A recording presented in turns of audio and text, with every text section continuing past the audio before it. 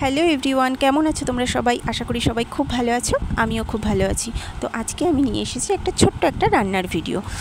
তবে কেউ এটা ভেবো না যে আমি হয়তো রান্নায় বিশাল এক্সপার্ট, ওই জন্য আমি রান্নার ভিডিও নিয়ে আসছি, তা নয়। আমি রান্না ওই সংসার চালানোর জন্য ভাত ডাল মাছ মাংস যেটুকু জানার দরকার আমি শুধু সেটুকুই জানি।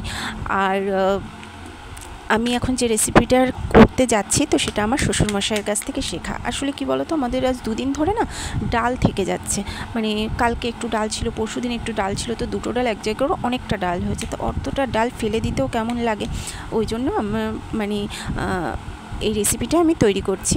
তো আমার যখন বিয়ে হয়েছিল তখন আমি দেখতাম, তখন মানে বাবাই বেশিরভাগ রান্নাটা করতেন। তো ওনার কাছ থেকেই দেখেছিলাম বাসি কোনো তরকারি থাকলে উনি সব কিছু দিয়ে মিক্সচার করে এমন সুন্দর একটা তরকারি তৈরি করতো না, যে সেটা মুখে লেগে থাকার মতো। তো এই ডাল দিয়েও উনি অনেক রকম মানে অনেকবারই এরকম করেছেন এবং ওনার কাছ থেকেই আমি শিখেছি। আমিও বহুবার করেছি। তা আজকেও যখন করছি, তাই আজকে ভাবছি তাহলে একটু ভিডিওটা করি। কড়াইতে তেল দিয়ে তার মধ্যে একটু রসুন ফোড়ন দিয়ে দিয়েছি। রসুন ফোড়ন দিয়ে পেঁয়াজ আলু কাঁচা লঙ্কা টমেটো সব দিয়ে বেশ ভালো করে ওটাকে ভাজা মতো করে নিয়েছি। ভাজা করে নিয়ে তার ভেতরে আমি ডালগুলো ঢেলে দিয়েছি। এবার ডালগুলো দিয়ে সেই ডালটা ভালো করে ফুটতে থাকবে। এই দেখো ডাল ফুটছে, ডালটা ভালো করে ফুটে সেটা না একদম গাঢ় হয়ে যাবে। গাঢ় মানে পুরো মানে মাখা একটা তরকারি হয়ে যাবে, এত সুন্দর টেস্ট হয় খেতে। তো দেখো আমার তরকারিটা প্রায় হয়ে গেছে।